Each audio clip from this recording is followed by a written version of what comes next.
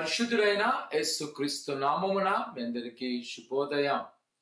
గత వారమంతా దేవుడు తన హస్తాల్లో భద్రపరిచి నూతన వారంలోకి నడిపించడం బట్టి దేవునికి మహిమ కలుగును గాక. సత్య సాక్షి అనుదిన మన్నా ద్వారా మీరు ఆస్వాదించబడినట్లయితే మీ యొక్క ప్రార్థనాంశములు కానీ అలాగే మీ యొక్క అవస్థలు ఏమున్నా తెలియజేసినట్లయితే మీ కొరకు అనుదినము ప్రార్థన చేస్తాం. ఈ యొక్క వీడియోను మీ బంధువులకు స్నేహితులు కూడా షేర్ చేయవలసిందిగా కోరుకుంటున్నా.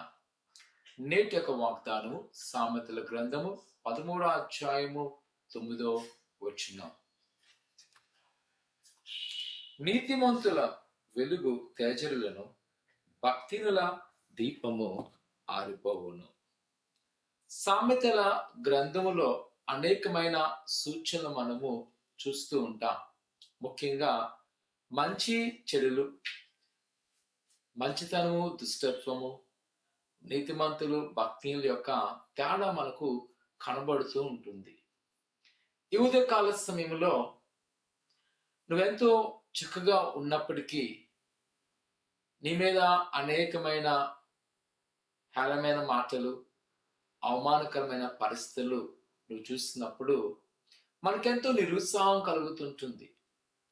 ఇదేంటి, నేను ఇంత చక్కగా ఉన్నా నాకే ఎందుకు ఇలా జరుగుతుందని.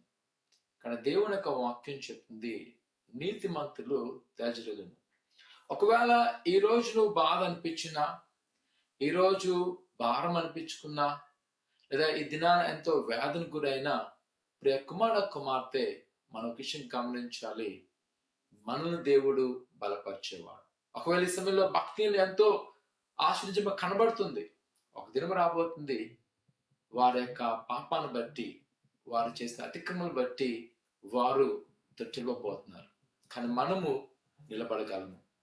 ఈ దినాన్ని ఒకవేళ మనము చాలా నిరుత్సాహంతో ఉన్నాము, వేదంతో ఉన్నాము, బాధతో ఉన్నాం, కానీ ప్రభు మనను త్యాజులను.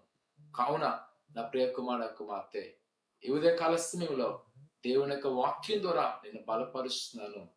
ఆయన వైపు చూడు, ఆయన వైపు బలం తెచ్చుకో, దేవుని దీవిస్తాడు. ప్రార్థన చేసుకుందాం. పరిశుద్ధుడా, ఘనమైన దేవానికి ఉన్నారు నీ బిడ్డలని వారు మీరు జ్ఞాపకం చేసుకోండి, నీ దేవాశీర్వాదంతో నింపండి.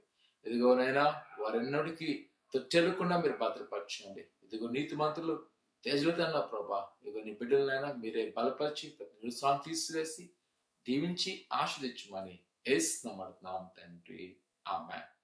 ఆయన నమ్మకంగా ఉండండి. దేవుడి సకాలంలో మిమ్మల్ని దీవించును గాక. ఆమేన్.